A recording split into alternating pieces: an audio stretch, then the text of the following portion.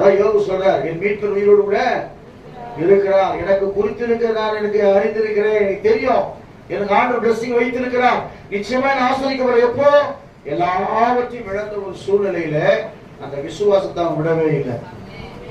நீங்க கூட சொல்ற, திரும்ப சொல்றாங்க, எல்லாவற்றையும் இழந்து போனா சார் 5 மடங்கு கொடுக்கணும் வல்லவரா இருக்கிறார்.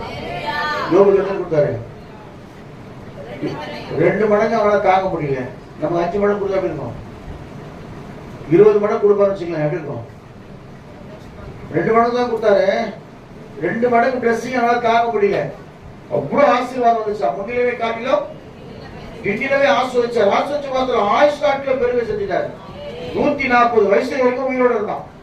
பேர பிள்ளைங்க எல்லாரும் காணும்படி, எத்தனையோ தலைமுறை காணும்படியா கர்த்தர் அவனுக்கு செய்தார். அந்த தேவன் அதை நீ அனுபவிக்கும்படியா செய்ய போறாரு. சொல்லுவோமா?